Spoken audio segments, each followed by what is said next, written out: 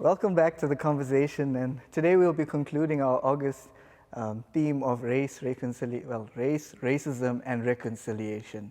And over the past few weeks, we've been just going deeper into hearing God's heart of just having a church or building a church that represents heaven.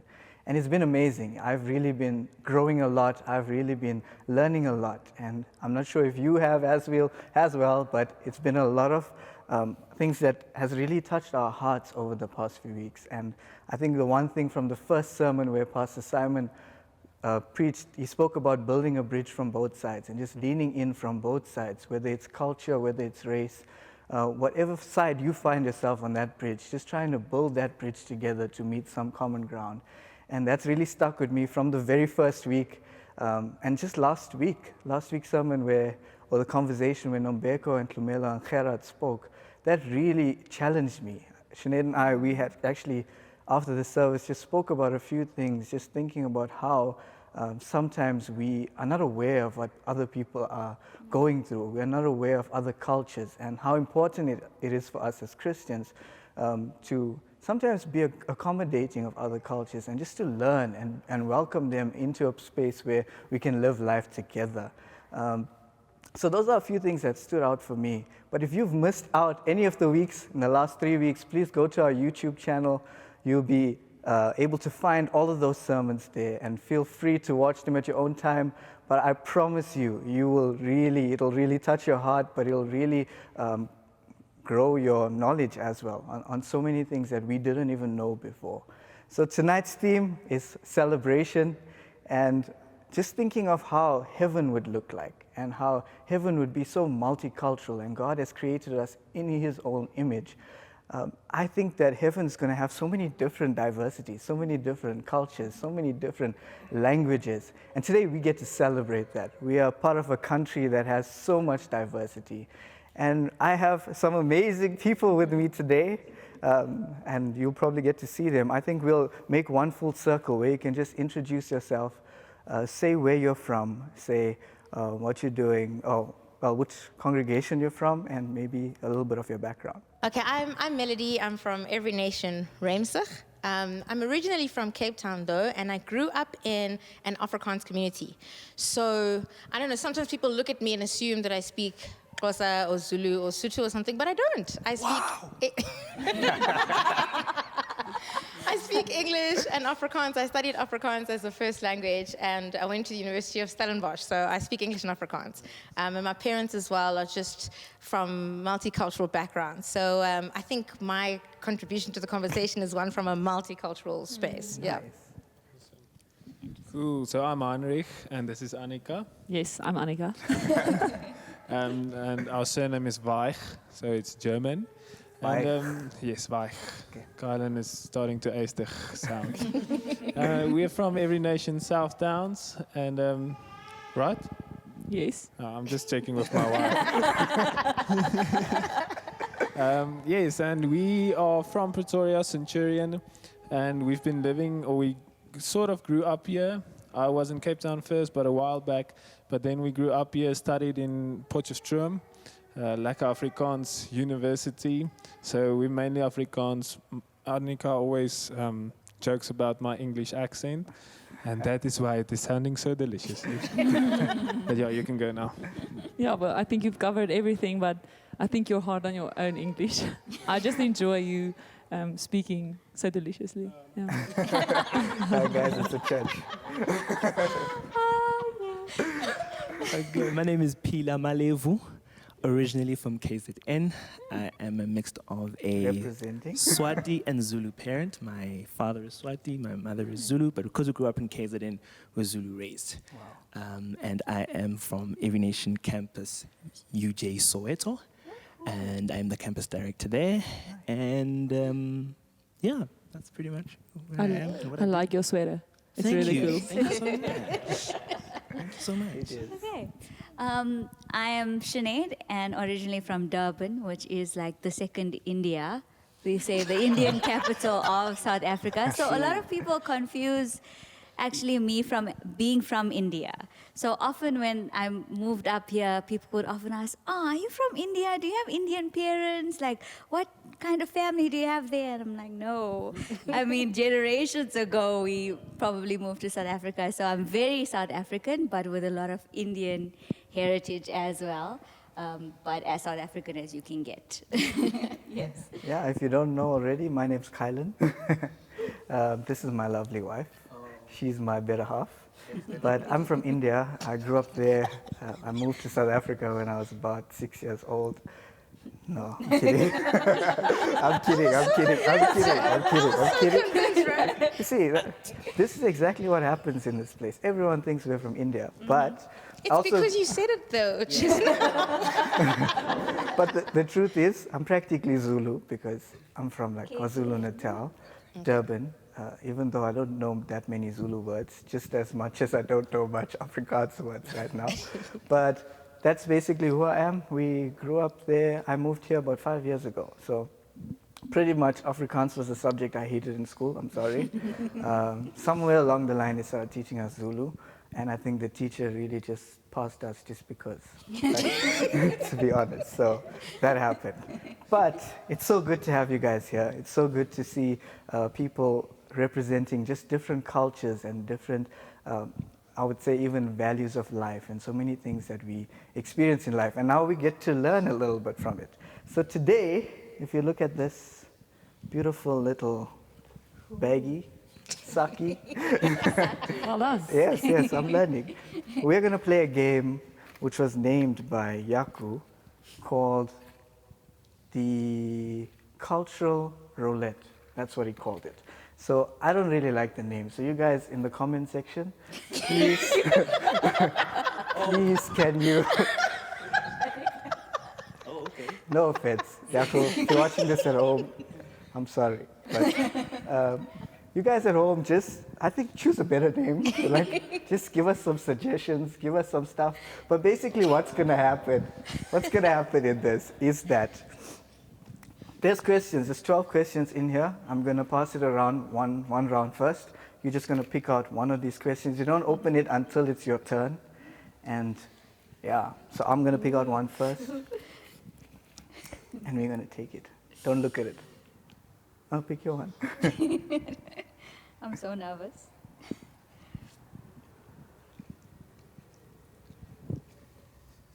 Can I open to see the one I want? No. Okay. While they're passing this around, these questions are generally questions that people either want to know about culture, or maybe there's questions that people misunderstand about different cultures as well. So I'm going to start with Melody. So, Melody, you can go first. Okay. You can read out your question, and yeah. How has your culture influenced your Christianity? Come on. Come on, Melody. So interesting. My sort of non-cultural, multicultural upbringing. Okay, so my mom is Tswana, and she's Tswana, but she grew up in an Afrikaans and Tswana community, and her parents were pastors. And then on my dad's side, he's Sotho, but sort of grew up in a Xhosa and Sotho environment. Okay, so my dad's side, there wasn't really any cultural practice and stuff. You would have thought that there would be, but there wasn't. His family just wasn't, with all that type of stuff. And on my mom's side as well, my parents were, her parents were Christian. So I can't say that I really had cultural practices that would influence Christianity. We grew up with Christianity being the culture in our home. And so, and even my dad, who he took a while before he had given his life to Jesus, but even him, he still didn't agree with a lot of these things. So, so we didn't take things like lobola so seriously. We didn't take, not really, but often Christianity dominated. So before we have a meal, we would sing a worship song and then and then pray. So that's sort of how we grew up, like knowing that Christ is the foundation, and that we don't do these things just because they were passed down by people. And that's not to say that culture is wrong. We grew up with an awareness that you have to have the cultural practice under the lens of the kingdom, and if it's within the realm of what kingdom allows, then we did it. And, so getting together, celebrating, big family parties, yes, we're about that. But not so much on the cultural side, more from a kingdom perspective. One thing I forgot to mention is that everything that we're going to share tonight is based on what we believe. I know I'm Indian, but everything that I'm going to say here, I don't think it represents every other Indian out there. Same for Melody, same for you guys, Heinrich and Anika. I think each of us grew up differently. Although we are part of our culture, I don't think we represent all of our culture as well. So you guys at home, please understand that's the stance we're taking on this. And this is where we are joining this from, or speaking of this from. Cool. So, okay, my question. What is the most challenging thing in your culture? So I think it's great that you just said it's based on what I think. So as an Afrikaans teacher, the most challenging thing for me in my culture is, I think, the language barrier. Because just to communicate, and not even just in English, but just with every other language, it's almost as a barrier for me. Because I don't always feel I can express myself the way I want to. And even in church, even in worshiping, sometimes it's difficult for me because it's almost as if I'm limited in praising the Lord, but I know He knows my heart and He knows where I come from. So, yeah, I think the language barrier is a bit difficult. And as a Afrikaans teacher, English is sometimes a bit difficult for me. But yeah, that's where I'm at. And what about some of your German heritage? Is there anything that you would find challenging? Like Shernaide, it's with my culture, it's way back, the German. Like The only thing we know is that our surname means soft. Like, yes. How would you like your eggs? And then you say, ooh, weich. That's what I know. And we can do a few greetings because we actually traveled to Germany sometimes, so we could do the basics, but that was it. Yeah. But we look German, or he looks German, I don't look German. So that was fun. But no, we were Shernaide on that one. Okay. Cool. I mean, with the language thing, I only have one language, but I struggle with English. So don't feel bad there. Yeah, let's not go there, guys. This is a safe space. We don't judge here. We love each other. God loves me. He does. Yes, Anika, you can go. My turn. I got the one that says, what is a word from your language that people struggle to pronounce? So I think there are many. It's probably anything with a ch sound for English people. If they got the ch down, they can say probably a lot of words. Test us. Test us. Don't. Okay, let's say microgolf. Microgolf. Well, that's not so bad. Help me. What else? What did we say? I didn't get the first one yet. Wait. But the rest passed. You passed with the group. I thought about Vatlemoon. Vatlemoon. Oh, it's not that. Yeah, it's good. It's good. Vatlemoon. You got it. Sounds nice. No, it's the easy. We have to go Sorry. That's more difficult. Now, you wouldn't say I'm an Afrikaans teacher because I can't think of any words. I'm just saying, one of my hardest words to say in Afrikaans until now is God. Yeah, God. God. I think people struggle when there's lots of How? like lots of gears. You know what I mean? Yeah. No, guys. That's when people struggle. But I think if it's on its own, then it's not so tricky. What do you think? Do you have a word? I can't think of something else. I don't know if you have to say die gegelinde, like things like that, like Die gegelinde gogga. yeah, things like that will Wasn't trip that people like up. some insect? Yeah. That sounds like one alliteration. of Tessa's books. No, that's cool. I think that's why at church you don't find me singing a lot of Afrikaans songs, guys. I'm sorry. It's not because I don't like singing it. It's just that I'd rather not mess up the language. Right? So the moment I get God, right, I'll start. I promise. Just keep adding them and keep adding them. Yeah, let's do that. Says Phila. me, the hypocrite. Sure. Phila, let's hear from you. Okay. My question is, what is something you really enjoy about your own culture? So I enjoy the very big sense of everything is family orientated. Like I think my culture is very community orientated. Everything happens in community. When a child is born, people come and see it. There's something that happens to represent that a child is born. Even when you go into puberty, or all these little celebrations always happen in family. Yeah. All these milestones that you have as a person are celebrated in family. So I really enjoy that. I really enjoy that. Like it's a very community-based sort of upbringing and culture. Sure. Yeah, that's cool. I think another cool thing about the Zulu culture is just the language. So coming from my space where I'm really just analyzing every language and just listening to the sounds, etc. I find Zulu it sounds very like assertive. There's like a strength when you're proclaiming something, when you know what I mean? Like you're smiling, like, because you know what I mean. He's like, you know what I mean? You know what I'm saying? Because some people they'd say it's like forceful. I'm not saying that. I'm saying it's assertive. I just think he's going to give us a sentence. I'm not sentence. saying that. I'm saying it's assertive. And Yeah. I think that's why I was laughing, because a lot of people, when I moved to Joburg, a lot of people found me aggressive. And Yes. Yes. So that I'm aggressive. I'm just talking. Yeah. It's just But like loudly. So wait. I just want to hear one of those. Like you're calm, you're just asking a question or something, but it's So I guess one of the first times I noticed that I sounded assertive is I wanted to return milk that had gone bad and I didn't see it. So then I went there and I went to the teller and I said, and then she said something, but she was like, no, why didn't I look at it before? And I was like, Angizwa. And I was just saying, I didn't hear you. I was like, I didn't hear you. Can you say that again? Angizwa. And then she was like, okay. I was asking a question. It's the tone that it's spoken in that can be a bit aggressive. Did you get a new milk? I did. Yeah. No questions. That's all that matters. That's all that matters. Just I'll take it the next time I'm trying to return milk. The next time I go have to buy 2 extra milks just because they say. It could be.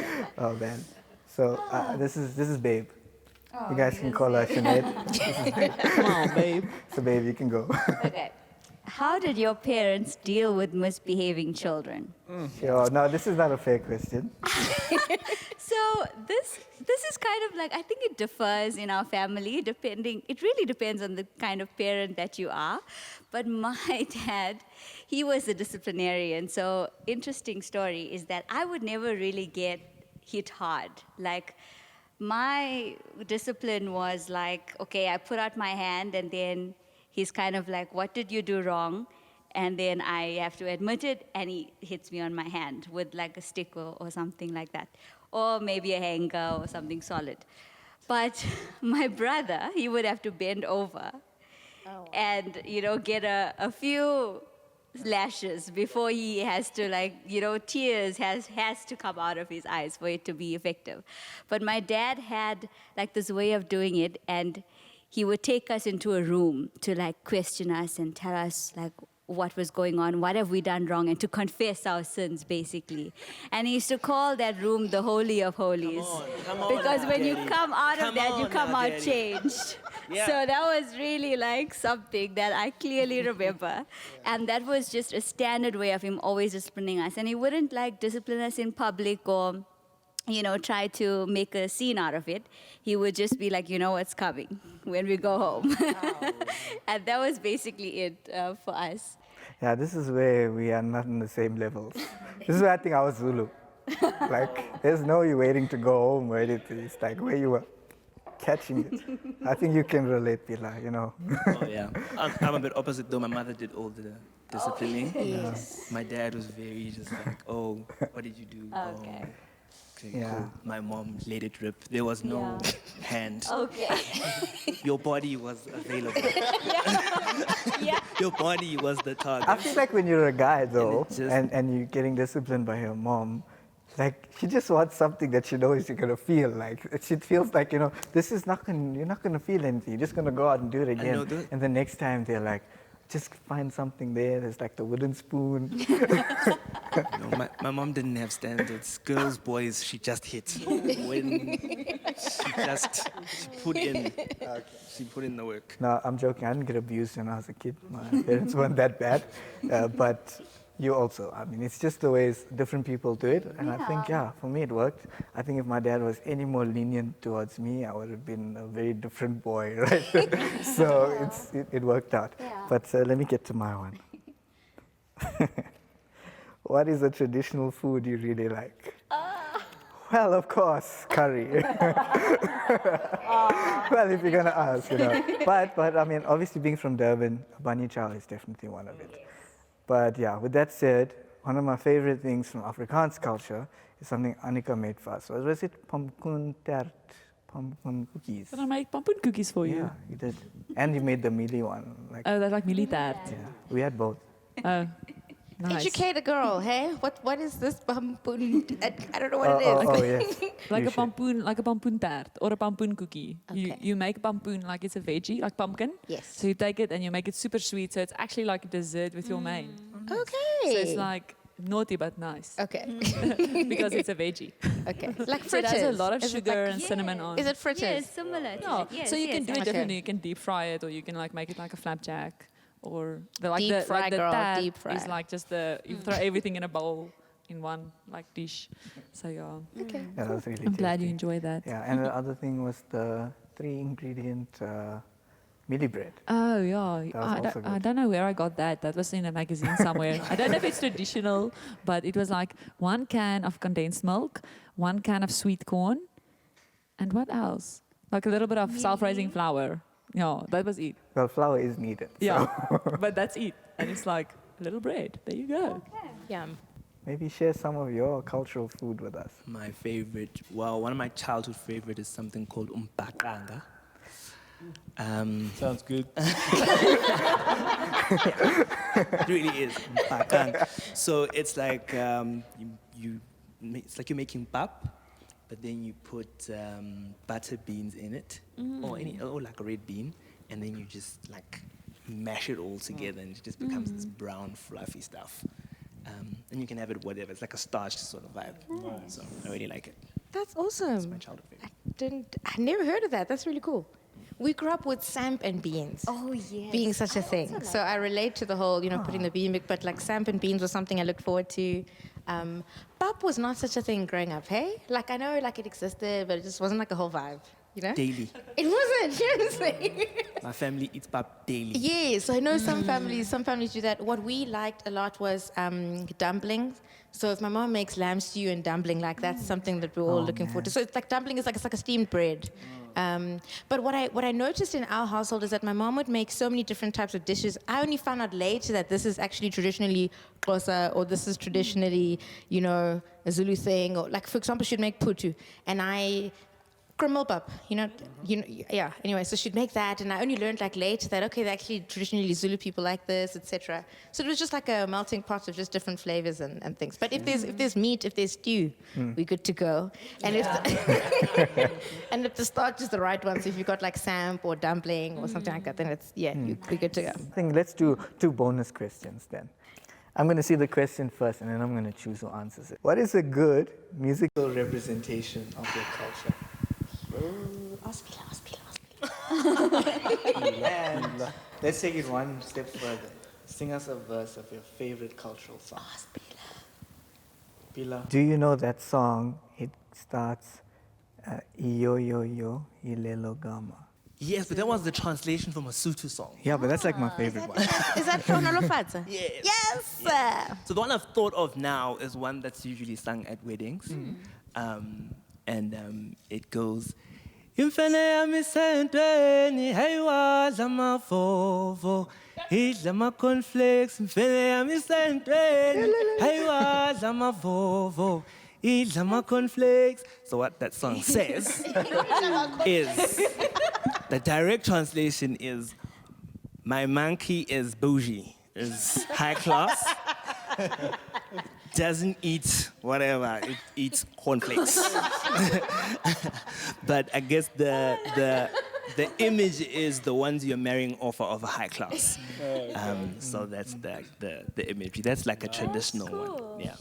That's really cool, man. You have a beautiful voice. Thank you. We'll hear some more as we worship shortly. But my last question, and maybe whoever wants to go with this, but what is something you really value or admire in a different culture? Whoever can. You can go first if you want, Phila, but yeah. I love Indian weddings. Oh. Me too. Like, Except the paying I part. love the fact that they are like a week long. Oh yeah. And they are, so I'm a little bit obsessed with ritual because I'm just like, oh, what's that? Why do you do that? Like symbolism and stuff. I get it. I'm like, that's so cool. So I love Indian weddings, the color, the fabrics. Like I'm totally like, I like clothes as well. So I love the fashion. I'm just like, yes, it looks wonderful. Yeah, that's really cool. I think even for us, like black weddings in general are like also amazing for us. Like we were recently at Tlumelo and Nombeko's wedding, and they are Xhosa. Did I say it right? Xhosa, yes. Xhosa. I'll whisper it. Xhosa. But yes, question mark. But that was amazing for us because it was also like just such a celebration, and to see how, and I think even in our culture, I haven't really been to like a proper Afrikaans wedding, so We'll I can't. get married again just for you guys. Please do that. But just to see how family kind of pulls their weight, kind of thing, and how you'll find your one auntie cooking the night before, and this other auntie is cooking another dish, and everyone brings it all together, and this cousin is coming to do the decor. That's like amazing, and I think it's similar for us as well. So it almost like a link there, but I enjoyed it just to see how. And I think also, despite maybe even barriers you might have, maybe you might be upset with someone, all of that is out the window. When someone, family needs you, they're there. So that was really something for me. Yeah, you guys? I think maybe on the other side of it, what did you want to say? No, okay, you go, and then I'll see if we think. Okay. Funerals as well, because I think it's always a longer process with other cultures than the Afrikaner funeral. It's like, let's just get it done with because it's a sad event. And I think just celebrating the life and spending more time thinking about the person, I think that's awesome. And I would like my funeral that way as well, please. Noted. But I wanted to say how musically and rhythmically gifted all black people are. Like, and when they sing, like even you guys also, like, I feel so, it just carries such a weight. Like, it's just so natural and beautiful, and you do it so effortlessly. So I feel like, yeah, that's super cool. I love that. Thank you. Yeah. I was super shocked at Joburg funerals. Oh, really? Because they're like 4 hours long. I was like, what is this? Rip off. Someone has died. Why are we done by 12? What is Warming up. like the whole day? Like someone has died. We need to stop everything. Our whole lives need to stop and notice that something has happened. Yeah. So I was shocked. It's pretty much a week for us as well. Just like the weddings are. If someone passed away on, let's say, a Tuesday, you'd wait till Saturday to have the funeral just so more people could come. Yeah. But Tuesday night, there's a service. Yes. Wednesday night, And there's a everyone service. gets fed. Yeah. Like And there's that's food every day. So biryani is the easiest. I would say in contrast, because my sisters and I often discuss this because we know in between worlds and stuff. I find, there are also some pros to having shorter ceremonies, you know? Like it's sometimes, for example, if there's a funeral and the whole week, every day there are people coming to your home, that's a lot of money to feed people. It's a lot of time spending with people when maybe you wanted to be by yourself. You know, they're just different things, different personality differences sometimes that other cultures accommodate. You know, so I think there's a lot to learn from both sides. You know what I mean?